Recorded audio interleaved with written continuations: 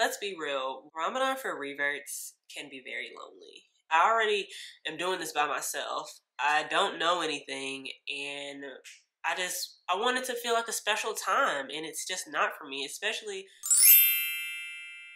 Hi everyone, welcome back to my channel. My name is Lauren, and if you're new here, I like to do daily vlogs, travel vlogs, product reviews, and videos like today that is advice that no one really asked for, but I feel like people need to know.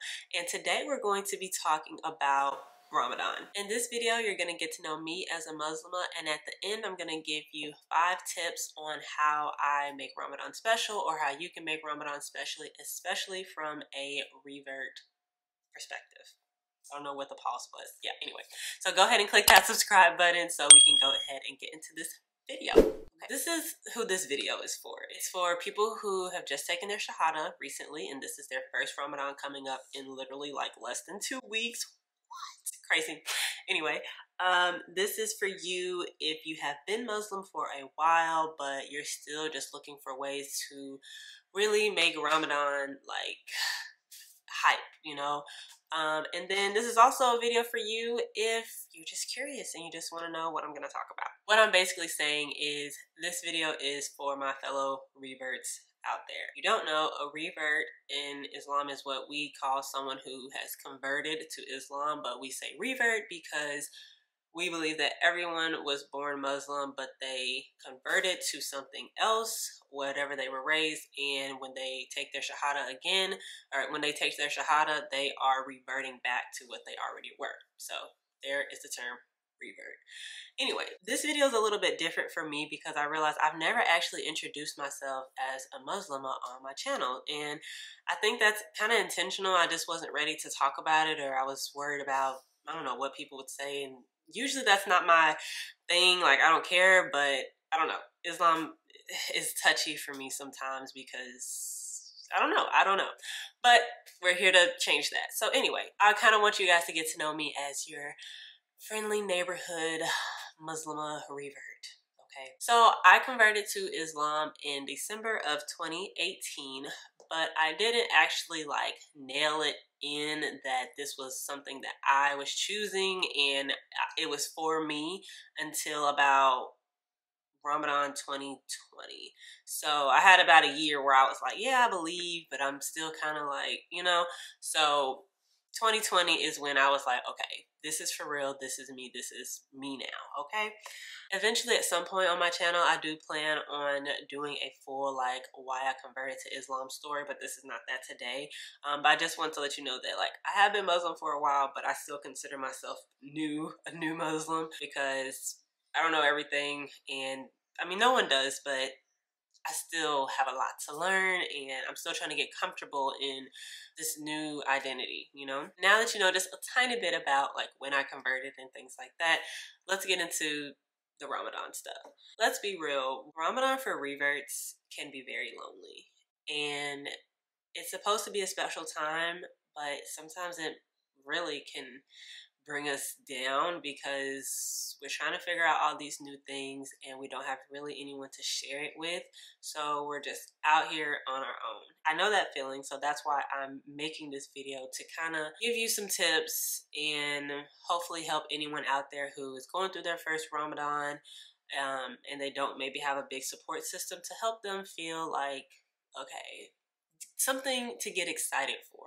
While Ramadan is very like individual, like you as a person are connecting with your creator, there is a lot of time that Ramadan creates where families do gather, and you do gather with your loved ones or friends or whatever, and if you don't have that, you very quickly realize that you are kind of feeling alone.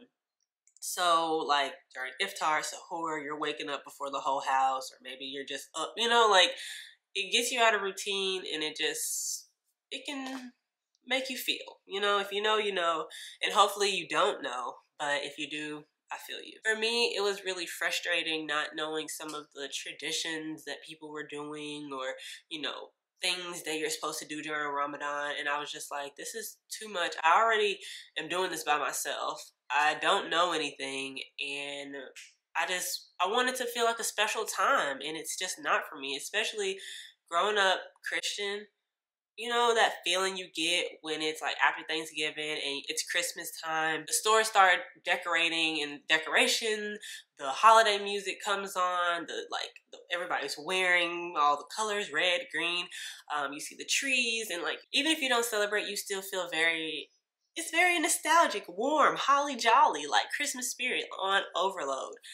And when Ramadan comes around for me, I'm just like, yeah, Ramadan, like I'm trying my best, but it's not a natural response. And I know that because I didn't grow up with Ramadan, I have to make that Ramadan spirit intentional. Like I have to do those things. With that being said, I'm going to hop into a few tips that I feel like I would be doing personally this year, and I think you should do to make Ramadan more special for you. So one of the first things I'll be doing this Ramadan to make it a little more special for me is I'm going to buy a journal. And it's not going to be like a fancy Ramadan journal. I know they have those, but they're kind of expensive. And with it being 2 weeks away, I really don't have time. But I plan on getting one like just regular journal to like not necessarily do daily, but just to write how I'm feeling. You know, was I able to make all my prayers on time? Was I able to, you know, how am I feeling throughout the day? What du'as or prayers do I want to make specifically while I'm fasting? I'm a journaler. I always have been, but I kind of had stopped. So this is something I want to do for Ramadan specifically. Like I said, not every day, but just to keep track of how I'm feeling. And then along with the journal, I've seen a lot of like printouts. Just cool, like say it would have been a journal to sell, but they do like free printouts. I'm gonna see if I can find like a binder and do like some of those printouts and see like if they have any cool things I can do. So I want something that I can put down on paper and look back on and say, this is where my spirituality was at the beginning of the month, and this is how it has progressed as Ramadan has continued. The second tip that I have is go to the mosque, go to the mosque, go to the mosque, go to the mosque. I know for like reverts or people who are more introverted, going to the mosque is like, oh no, I'm not doing it. I don't know anybody. I'm just gonna be there. I feel out of place.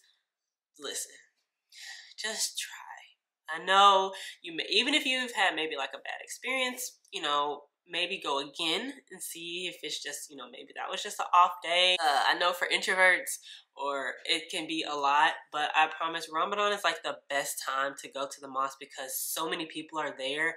You will bump shoulders with someone that is maybe being more kind than usual, and you get to benefit from their kindness.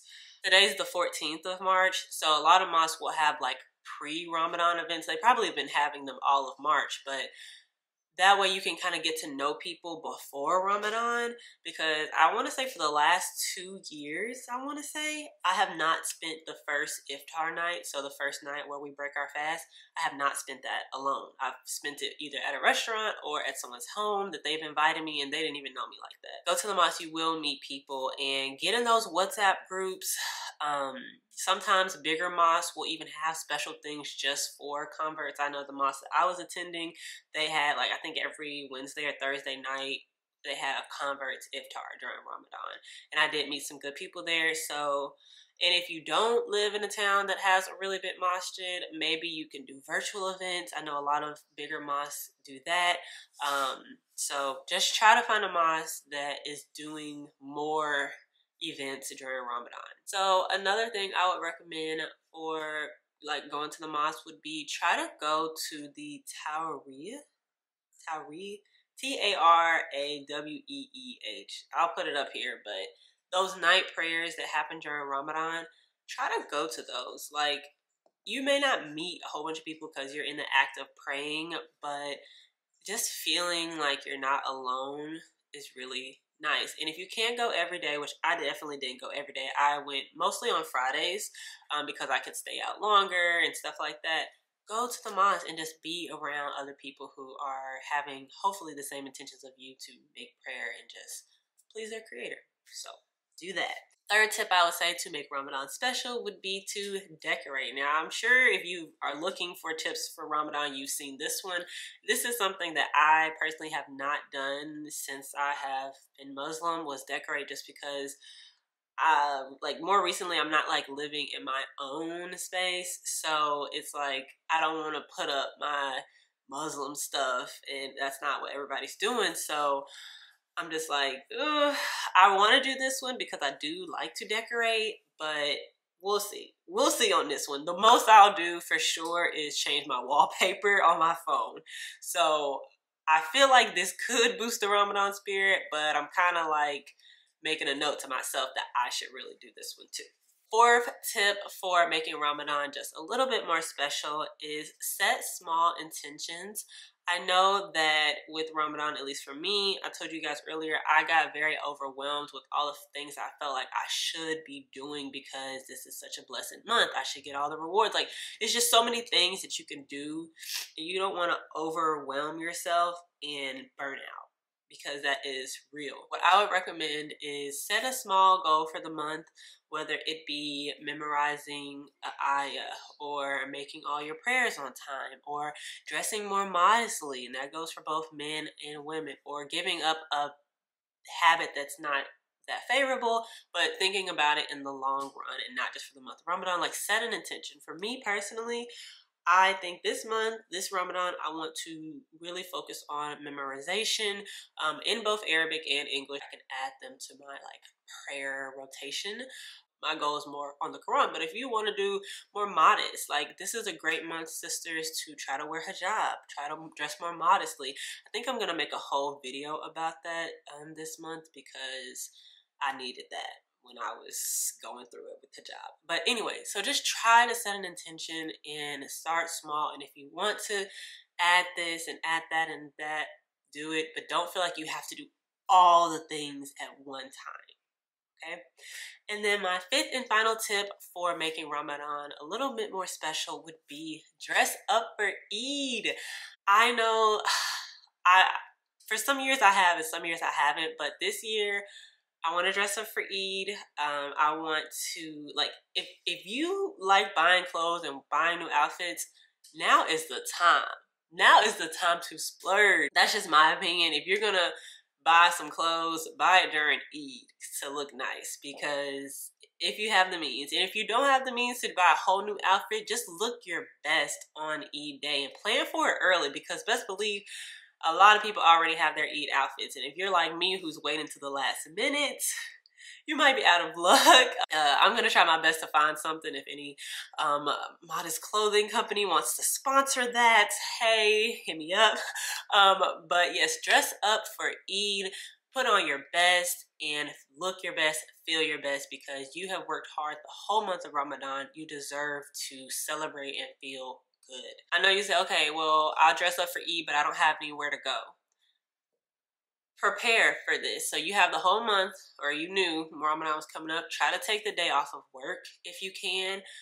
There's definitely going to be a Eid prayer somewhere. You know, look up your local mosque. Sometimes the mosque will combine them. Sometimes they'll have them in a different location, like a park. So figure out the Eid prayer closest to you. Go to that Eid prayer.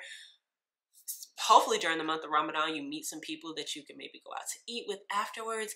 And then sometimes, like, at least I know the mosque that I was going to, they have the Eid prayer. And then later that evening, they have a, like, festival. It's kind of more for the kids, but I mean, adults are there socializing. It's not just for the kids, actually. It's for everybody. So if you're not a social person and you don't want to do all of that, at least go to the Eid prayer if you can, and maybe just take some pictures so you can remember that you made it through the month of Ramadan and you looked your best for Eid. So yeah, I hope that these tips help you kind of make Ramadan a little bit more special. I know that this time can be very trying, very testing, but you can do it. Your Creator will not put on you anything more than you could bear. So yeah, I hope you enjoyed this video. Be on the lookout for more Ramadan related videos from me. And thank you guys for watching. Bye.